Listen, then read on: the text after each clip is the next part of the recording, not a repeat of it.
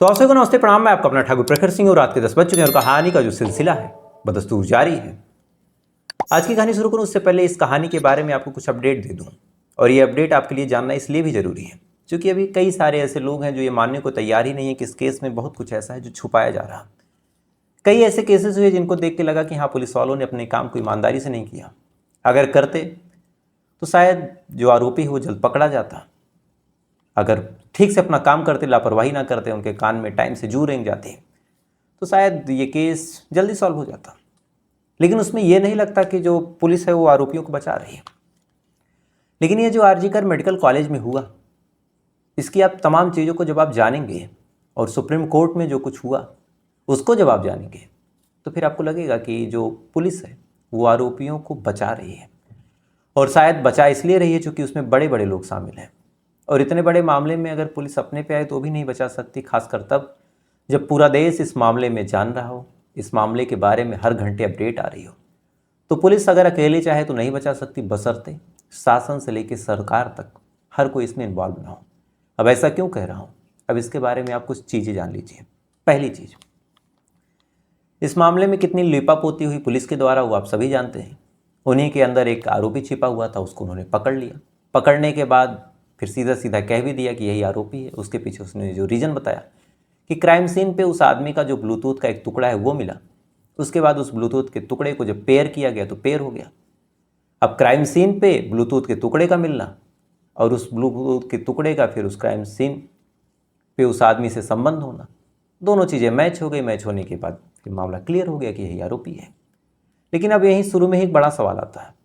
अगर ये आदमी बचने की कोशिश करे और कोर्ट में अपनी दलील दे दे, और दलील में बस इतना बोल दे कि मैं बाद में भी गया था उस क्राइम सीन को देखने, और उन हज़ारों लोगों की भीड़ में जो बार बार जा रहे थे, और उसी दौरान मेरा ब्लूटूथ किसी से फंस के या फिर धक्का मुक्की हुई उसी में वहाँ पे गिर गया, भीड़ ज़्यादा थी, मैं उठा नहीं पाया और पुलिस ने मुझे फिर वहाँ से फंसा दिया, तो फिर पुलिस के पास इस बात को प्रूव करने के लिए कोई वैलिड पॉइंट नहीं है, क्योंकि पुलिस ने शुरू में ही ये गलती कर दी कि उस पूरे क्राइम सीन को सील नहीं किया। सैकड़ों लोग वहाँ पे गए, किसी ने चादर उठा के उस लड़की को देखा, किसी ने आसपास की दीवारों को टेक लेके हाथ से टच करके छुआ। तमाम लोग उस जगह पे जा रहे थे तो फुटप्रिंट, फिंगरप्रिंट हज़ारों लोगों की मौजूद होंगी, और साथ ही उस टाइम तक कोई एफआईआर भी नहीं हुई थी। और कायदे से जो नियम है उस हिसाब से इतने सेंसिटिव मामले में जो पूरा फ्लोर है वो सील होना था। तो बचने के लिए संजय घोष को पहले पॉइंट पे यही कहना था। हालांकि जो बिस्रा रिपोर्ट और ये तमाम चीज़ें आएंगी और जो डीएनए सैंपल होगा वो बात की बात है।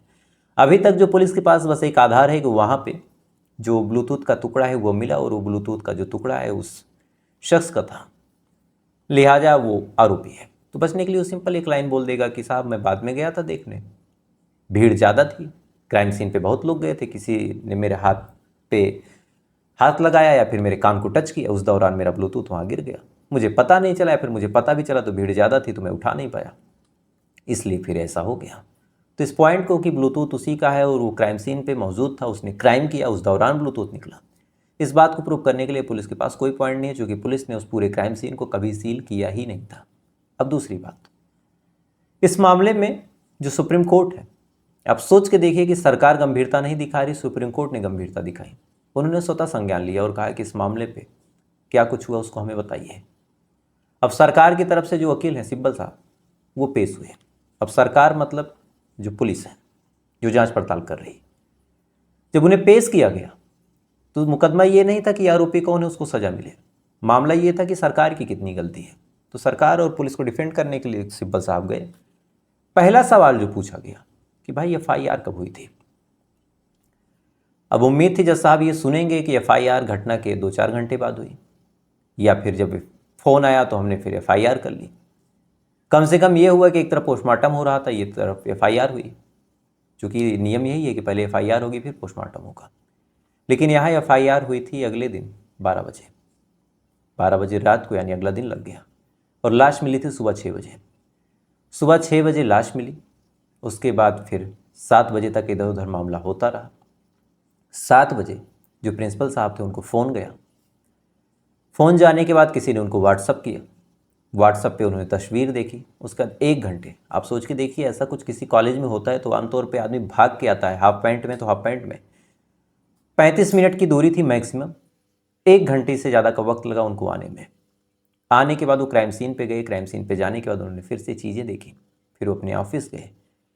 ऑफिस जाने के 1 घंटे बाद उन्होंने पुलिस को फ़ोन किया। पुलिस आती है। आने के बाद फिर तब तक बॉडी जो है मोर्चरी में भिजवा देती है। घर वालों को फ़ोन जाता है। हालांकि इसमें मैं बहुत ब्लेम नहीं करूँगा, किसी के घर का ऐसा कोई हादसा होता है शुरुआत में, चाहे पुलिस हो चाहे कोई डॉक्टर हो, शुरू में खुल के नहीं बोल पाता कि ऐसा ऐसा विध्वस्त हुआ। एक हादसा मैंने भी अपनी फैमिली में देखा तो सामने से जो फ़ोन आया था उसमें यही कहा गया था कि बीमार हैं, फिर बाद में कहा गया कि एक्सीडेंट हो गया, जबकि मामला सुसाइड का था। तो ये नहीं कहा जाता शुरुआत में, आदमी थोड़ा सा सहमता है कि कैसे माँ बाप को फेस करके बोले। तो चलिए मान लिया कि उन्होंने बोला कि बीमार है या फिर सुसाइड किया, कुछ भी ऐसा बोला। उसके बाद घर वाले आते हैं, उनको बॉडी नहीं देखने दी। चलिए मान लीजिए कोई लीगल प्रक्रिया रही होगी, हालांकि ऐसी कोई प्रक्रिया नहीं होती। उसके बाद फिर जो बॉडी है उसको दिखाई गई। उसके बाद फिर पोस्टमार्टम आनन फानन में हुआ उसी हॉस्पिटल में जहाँ ये क्राइम हुआ था, यानी किसी न्यूट्रल जगह नहीं। अब ये ऐसा तो नहीं है कि हॉस्पिटल खुद कहेगा कि पोस्टमार्टम, अब यहाँ से पुलिस जहाँ बॉडी रिफ़र कर दे या फिर जहाँ भेज दे वहीं पोस्टमार्टम होगा। तो पुलिस की आप जहन दिमागता देखिए कि वहीं पोस्टमार्टम करवा दिया। अब पोस्टमार्टम होने के बाद पोस्टमार्टम सही था ये गलत था, हालांकि वीडियोग्राफी हुई है, लेकिन अब इतनी भी डिटेल नहीं हो सकती। जो चीज़ आप सामने से देखेंगे, जो चीज़ आप वीडियो में देखेंगे, अंतर आ जाएगा।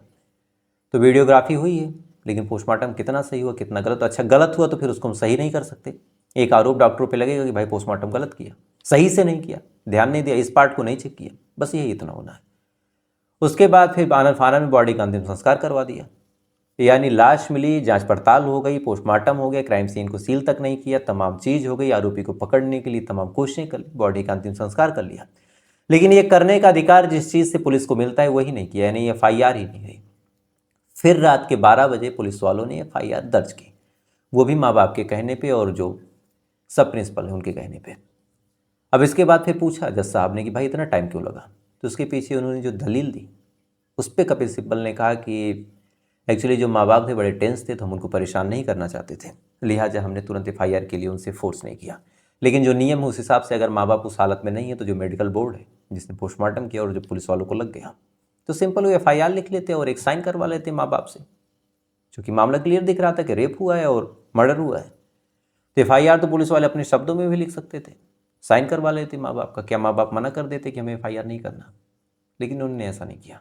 क्राइम सीन को भी सील नहीं किया, तो हजारों लोग आए तो सारे सबूत मिट गए। हालांकि ये तमाम चीज़ें आप जान रहे होंगे।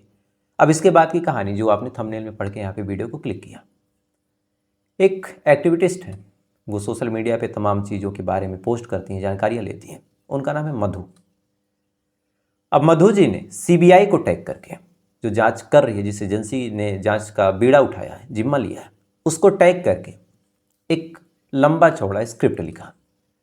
और इस स्क्रिप्ट में 2 लोगों की बातचीत है, हालांकि बातचीत जो थी वो बांग्ला में थी। अब उसको उन्होंने इंग्लिश में ट्रांसलेट किया और CBI को टैग किया।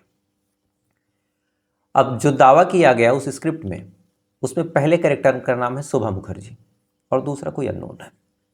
शोभा मुखर्जी उसी हॉस्पिटल में एक डॉक्टर है और वो बातचीत कर रही है।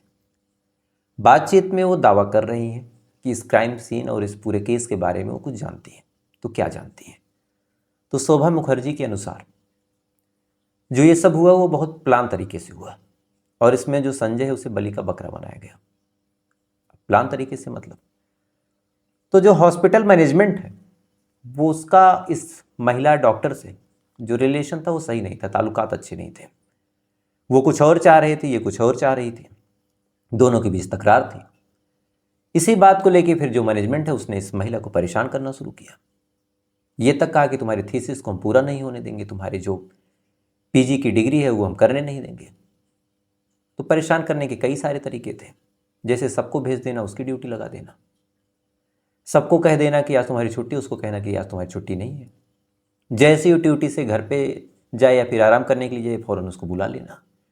और ये सिलसिला महीनों से चल रहा था। कुछ बात थी जिसको लेकर इन सबके बीच तकरार थी। अब जो हायर अथॉरिटी थी इस बात का फ़ायदा उठा के उसको परेशान कर रही थी। अच्छा, इस महिला बेचारी की गर्ज थी कि भाई हमको थीसिस करनी है, हमको अपनी PG करनी है यहाँ से, तो करें क्या? इसी बात को लेकर बार बार परेशान किया जा रहा था। लगातार तोड़ने की कोशिश की, टूट जाए और इन्हीं के फेवर में आ जाए, लेकिन वो महिला टूटी नहीं। काफ़ी बहादुर थी, लड़ रही थी, झगड़ रही थी, अपने स्टैंड को मजबूती से रख रही थी। जब वो नहीं टूटी तब इन्हें लगा कि यार वैसे कैसे, और कोशिश करो। तो और कोशिश की। साथ के और जो लोग थे इस महिला डॉक्टर के, वो तो उन्हीं लोगों के पक्ष में थे। अब इस बात को लेकर इन साथ के लोगों में और इनमें भी तकरार होती थी। वो चाहते थे कि वो भी शामिल हो जाए ट्रेनी डॉक्टर, वो शामिल नहीं हो रही थी। अब इसी बात को लेकर इन सबके बीच एक जंग का माहौल छिड़ गया। आलम यह हुआ कि उस महिला को परेशान करने के लिए, उस ट्रेनी डॉक्टर को परेशान करने के लिए 2-2 दिन तक लगातार बिना सुलाए, बिना खाना दिए ड्यूटी कराई जाने लगी कि इमरजेंसी केस है, तुम्हें नहीं जाना है। अब डॉक्टर ने बोल दिया तो भाई कैसे जा सकती है। घटनाक्रम से ठीक 36 घंटे पहले उसकी ड्यूटी लगी थी, यानी एक पूरा 24 घंटा और प्लस 12 घंटा और, यानी अगर आज मैं ड्यूटी पे जाऊं और ठीक इसी टाइम तक कल और सुबह के 10 बजे तक मैं लगातार ड्यूटी करता रहूं, ऐसी उसकी ड्यूटी लगा दी। अब ऐसी ड्यूटी लगाने के बाद वो बुरी तरह मानसिक रूप से एग्जॉस्टेड, फिजिकली रूप से थक गई, ना खाया ना पिया। कहीं बैठने का मौका मिले तो बैठ जाए, नहीं तो फिर बैठने का भी मौका नहीं। हायर अथॉरिटी का आदेश था, भाई नहीं बैठना है, काम करना है। 36 घंटे तक लगातार उससे ड्यूटी कराएगी। उसके बाद फिर ये लोग उसी सेमिनार हॉल में खाना खाने जाते हैं। अब कायदे से उतना बड़ा हॉस्पिटल था तो ऐसा नहीं था कि एक ट्रेनी डॉक्टर थी उसको सोने को मिला, कईयों को सुलाना था वहाँ पे। क्योंकि जितनी भी नर्सेज हैं और जितने भी डॉक्टर हैं, कोई भी अकेले नहीं सोना चाहता, सब चाहते हैं कि भाई साथ में सोएं, रात में बातचीत करते करते सो जाएंगे। उस दिन ये र्यूमर उड़ा दिया गया कि वहाँ पे तोड़फोड़ हुई है, वहाँ पे अंडर कंस्ट्रक्शन है अभी, तो वहाँ पे नहीं जाना है, सबको रोका गया। और इसको बताया गया कि वहाँ पे ऐसा कुछ नहीं है, तुम जाओ। यानी प्लान सोचिए कि किसी को वहाँ नहीं जाने दिए गए, बल्कि 50 से 60 लोग सोने जाते। उतना बड़ा हॉस्पिटल था, इतनी नर्सेज होती। साल 1986 का एक हॉस्पिटल है, राधा गोविंदकर एक बेहद मशहूर डॉक्टर थे। वो साइकिल से लेके अलग अलग पैदल जा जाके पूरे उस बंगाल में जहाँ जहाँ उनकी ज़रूरत पड़ती, वहाँ एक नर्स के साथ हो जाते, अपनी सर्विसेज देते। 1986 में उन्होंने इस हॉस्पिटल को बनाया था, तब उसका नाम कलकत्ता स्कूल ऑफ मेडिसिन था। 1986 से जो 2024 तक हॉस्पिटल चल रहा है, उसका क्या रसूख, क्या रुतबा होगा, उसमें कितने लोग पढ़ने आते होंगे, कितने डॉक्टर्स होंगे, बताने की जरूरत नहीं। कोई प्राइवेट, कोई छोटा हॉस्पिटल नहीं था कि 2-4 लोग थे, सैकड़ों की भीड़ थी। सबको रोक दिया गया, अकेले इस महिला को सुलाया गया। सुलाने के बाद क्या हुआ, रात में ये लोग लगभग 2-2:30 बजे तक खाना खा रहे थे, जो उस रिकॉर्डिंग में है। खाना खाने के दौरान फिर उस महिला कर्मचारी से इसका झगड़ा हुआ, उसी बात को लेके। जब झगड़ा हुआ तो उसमें भी कई ग्रुप बन गए। एक तरफ ये अकेली, सामने से तमाम लोग, लगभग 7 से 8 लोग। मारपीट हुई, इन सब ने मिलकर इसको बुरी तरह पीटा। पीटने के बाद आलम यह हुआ कि इसके शरीर को उल्टा किया गया, गर्दन उल्टी रखी गई, पैर से इसकी रीढ़ की हड्डी पे खड़े हो गए, जिस वजह से गर्दन पे बुरी तरह प्रेशर पड़ा, पीठ पे चोट लगी, बुरी तरीके से इसको घसीटा गया, मारा पीटा गया, जिस वजह से इसकी पैर की हड्डी उखड़ गई। और पैर की हड्डी उखड़ते इसके प्राइवेट पार्ट से ब्लीडिंग होने लगी। अब इतना करने के बाद इन्हें पता था कि किसी को बलि का बकरा बनाना है, और इन्हें यह भी जानकारी थी कि इनके पास एक ऐसा शख्स मौजूद है जो औरतों को लेके बहुत अजीब विचार रखता है। कई ऐसे सीरियल किलर हो, जैसे मैंने बरेली की सीरियल किलर की कहानी सुनाई थी, जो औरतों से नफरत करता था, वो चाहता था कि हर औरत को मार दूं। ऐसा ही कुछ विचार संजय का भी था। संजय की कई पत्नियां थीं, कईयों को मार चुका था, कईयों को भगा चुका था, सेक्स रैकेट में इन्वॉल्व था, कई रेड लाइट एरिया में जाता था। ये तमाम चीज़ें जब इन लोगों को पता चली तो इन्होंने कहा कि यार अपने तो काम हो गया, अब एक काम करो, संजय को ला के बलि का बकरा बना दो। तब ये लोग जाते हैं और संजय को कहते हैं कि ऊपर जाओ, तुम्हारे लिए एक शिकार है। और संजय उस टाइम नशे में धुत, उसे कुछ पता नहीं। इसके बाद वो ऊपर गया, उसने देखा एक महिला डॉक्टर बिना कपड़ों के, बेहोश है, कुछ बोल नहीं रही। महिलाओं को लेकर उसका विचार वैसे भी अच्छा नहीं था। इससे पहले 2 रेड लाइट एरिया जा चुका था, एक सोनागाची, एक कहीं और। दोनों जगह जाने के बाद उत्तेजित था। उसके बाद इसने रेप कर दिया। अब रेप करने के बाद एक बार किया है, मल्टीपल टाइम किया, क्योंकि जो सीमन की बात कही जा रही है, एक आदमी एक बार में अगर 10 ग्राम करता है, तो 2-3 बार अगर वो मल्टीपल टाइम रेप करेगा तो हो सकता है 40-50 ग्राम, इसमें कोई डाउट नहीं है। या फिर हो सकता है कि एक आध जो मेल डॉक्टर थे रुक गए हों, उन्होंने भी रेप किया हो, ये भी हो सकता है। इतना होने के बाद ये लोग चले आए। सुबह फिर बॉडी देखने का नाटक किया गया। बॉडी देखने के बाद फिर जो लीपापोती हुई, और सबसे ज़्यादा लीपापोती इसलिए भी उठ रही है क्योंकि सरकार ने इसमें बड़ा अजीब रवैया अपनाया, क्योंकि पुलिस सरकार के अंदर है। पुलिस ने ना ही उस पूरे क्राइम सीन को फिक्स किया, ना ही सील किया, ना ही कोई ऐसा काम किया, ना किसी को गिरफ्तार किया। समन भेजा प्रिंसिपल साहब के पास, उन्होंने कहा भाई टाइम नहीं है। इन्होंने कहा कि भाई नहीं टाइम है तो आप आराम से आएगा, एक रेप ही तो हो गया है छोटा सा, अब छोटे से रेप में उतने बड़े प्रिंसिपल को क्यों परेशान करना। प्रिंसिपल साहब नहीं आए तो फिर उन्होंने कुछ नहीं कहा। फिर जब बात फैली कि प्रिंसिपल साहब कहा तो उन्होंने कहा कि ठीक है भैया मैं जा रहा हूँ। सरकार ने कहा कि अरे ऐसे कैसे, आप यहाँ से निकलिए दूसरी जगह जाइए। फ़ौरन उनको दूसरी जगह शिफ्ट कर दिया गया। अब ये तमाम बातें जब सुप्रीम कोर्ट में पूछी गई तो वकील के पास कोई जवाब नहीं था। और यकीन मानिए जब कपिल सिब्बल जैसा वकील चुप हो जाए तो जाहिर सी बात है फिर मामला गंभीर है। तो किस हिसाब से लीपापोती की गई। और एक जो ऑडियो वायरल है, सीबीआई को लोग टैग कर रहे हैं कि भैया आप इस पर जांच पड़ताल कीजिए। लेकिन सीबीआई भी कितना काम करती है आपको खुद पता है। कई ऐसे केसेस हैं, राजीव गांधी केस की जांच अभी तक हो रही है, पूरी फाइल ठंडे बस्ते में, लेकिन जांच चल ही रही है। Sushant Singh Rajput case open and shut, लेकिन जांच पड़ताल हो रही है। आरुषि तलवार जो आरोपी पकड़े गए थे, सीबीआई ने उनको भी बाहर करवा दिया कि नहीं भाई ये नहीं इन्वॉल्व है। और भी कई ऐसे केसेस हैं जिसमें सीबीआई बस जांच पड़ताल कर रही, क्या कर रही कुछ पता ही नहीं है, कोई अपडेट ही नहीं कि जांच यहाँ तक पहुँची। कम से कम इस केस में तो ये है कि हाँ अब ये सैंपल लिया गया, हालांकि 2-4 दिन तक ही होगा, उसके बाद कुछ नया केस, लोग का ध्यान हट जाएगा, फिर किसी को कोई मतलब नहीं। सीमा हैदर भारत में आई थी तो ये कहा गया था कि कुछ दिन में भेज दिया जाएगा चूँकि इनलीगल है। अब नहीं कह रहे कोई, सरकार को कोई मतलब नहीं, बीजेपी की स्टार प्रचारक भी वो बन गई तो फिर कोई मतलब भी नहीं है। तो ऐसी ऐसी चीज़ें हैं। और एक ऑडियो जो लोगों को डाउट में डाल रही है कि अगर ऐसा कुछ है, ऑडियो पूरी बंगला में यूट्यूब पे सर्च करेंगे तो आपको मिल भी जाएगा। हालांकि कुछ गाइडलाइंस है, इस वजह से मैंने नहीं सुनी। खैर, आपकी क्या राय है, आप अपनी कमेंट को जरूर रखिएगा। साथ ही ऐसे अपडेट के लिए अगर आप चाहें तो वीडियो को लाइक करके चैनल को सब्सक्राइब करके आप फॉलो कर सकते हैं। तो आपसे कल फिर मुलाकात हुई किसी दूसरी सच्ची कहानी के साथ। तब तक अच्छी रहिए, खुश रहिए, अपना ख्याल रखिए, अपने देश का ख्याल रखिए। जय हिंद, वंदे मातरम।